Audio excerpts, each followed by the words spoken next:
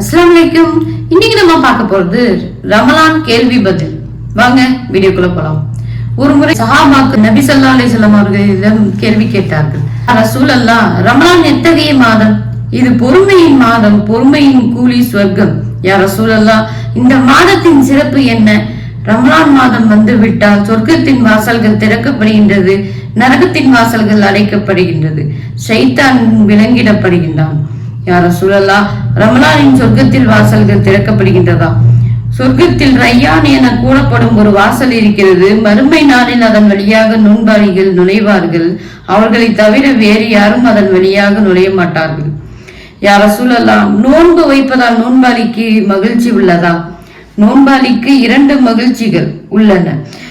நோன்பு திறக்கும் போது ஏற்படும் மகிழ்ச்சி ஆகும். மற்றொன்று மறுமை நாளில் தனது இறைவனை சந்திக்கும் போது கிடைக்கும் மகிழ்ச்சியாகும். யா ரசூலல்லாஹ், நோன்பு எப்படி வைப்பது? பிறையை பார்த்து நோன்பு வையுங்கள், பிறையை பார்த்து நோன்பு விடுங்கள். உங்களுக்கு மேகமூட்டம் தென்பட்டால் ஷாபான் மாதத்தை 30 நாளாக முழுமைப்படுத்துங்கள். யா ரசூலல்லாஹ், சகர் நேர உணவை விட்டுவிடலாமா? நமது நோன்புக்கும் வேதம் கொடுக்கப்பட்டவர்களின் நோன்புக்கும் வித்தியாசமே சகர் நேரத்தில் உண்பதாகும். யா ரசூலல்லாஹ், உணவை உண்ணும் போது பாங்கு சொல்லிவிட்டால் என்ன செய்வது? உணவு உண்டு கொண்டிருக்கும் போது பாங்கு சொல்லப்பட்டால் உண்டு முடியும் வரை தட்டை கீழே வைக்க வேண்டாம். யா ரசூலல்லாஹ், எப்படி நோன்பு திறப்பது? யாருக்கு பேரிச்சம்பளம் கிடைக்கிறதோ அவர் அதன் மூலம் நோன்பு திறக்கட்டும், ஏனெனில் அது தூய்மையானதாகும். யா ரசூலல்லாஹ், நோன்பு திறப்பதை தாமதப்படுத்தலாமா? நோன்பு திறப்பதை விரைந்து செய்யும் காலமெல்லாம் மக்கள் நன்மையில் இருப்பார்கள். யா ரசூலல்லாஹ், நோன்பு வைத்திருக்கும் நிலையில் பொய் பேசலாமா?